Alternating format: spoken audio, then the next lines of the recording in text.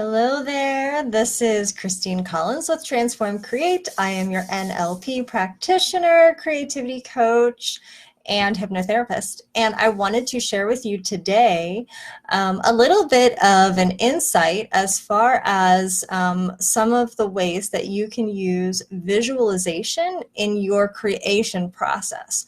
So when I'm talking about a creation process, it can be in reference to anything that you are designing. So for example, if you are an entrepreneur or solopreneur and you create content for your business, it could be in relation to that. If you are in the process of designing a new program, perhaps you're working on some of the content for that, or some of the visuals, the images. As we know, there are many different stages that go into creating something new.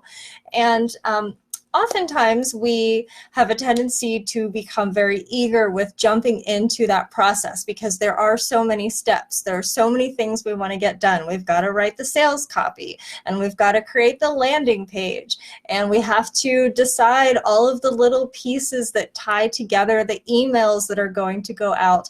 And then there's the content itself, and sometimes there's technology involved, and there's all these different pieces that have to be sort of tied together. And sometimes we're very eager to just kind of jump quickly into getting things done. But there is most certainly a huge benefit to using visualization in your process.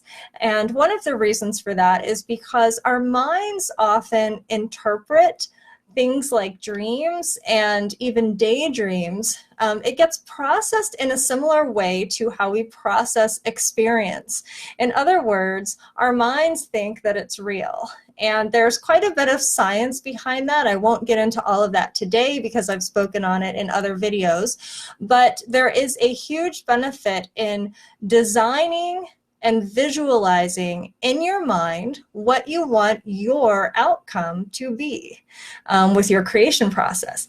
And one of the things that can be especially powerful when you're doing this is to focus heavily in on the sensory details of that experience.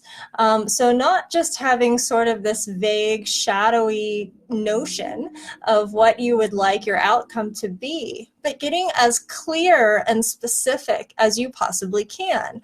So if you fast forward to the conclusion or culmination of your creation process, what does it look like? Where are you? What are you doing? Are there any other sensory details that are happening at the time of its completion that you can identify? Are there sounds? Are there textures? Are there scents? What are the visual sights that you're seeing? So being able to tune in to as many of those sensory details as possible really helps to bring your visualization to life and make it more real for your mind as you are recording that experience as an experience. It's no longer just a daydream for you. It's an actual thing that you're experiencing. So I hope you found this to be helpful and beneficial for you. Once again, I am Christine Collins with Transform Create, and I hope you have an absolutely magical rest of your day.